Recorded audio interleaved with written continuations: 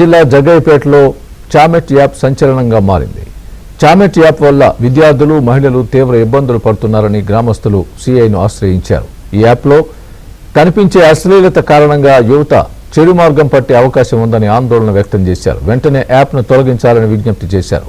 Cyber crime వారితో మాట్లాడి యాప్ను తొలగించేందుకు చర్యలు తీసుకుంటామని సీఐ హామీ ఇచ్చారు.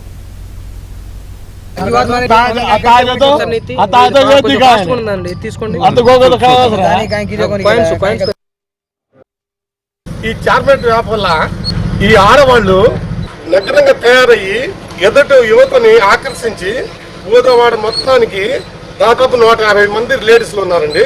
ఈ 150 లేడీస్ వల్ల మా పిల్లలు మొత్తం చదువుకున్న పిల్లలు మొత్తం ఆ యాప్లో చూస్తున్నారు. ఆ చూడడం వల్ల కాలేజీకి వెళ్ళట్లేదు, ఈ చిన్న పిల్లలు స్కూల్కి కూడా వెళ్ళట్లేదు.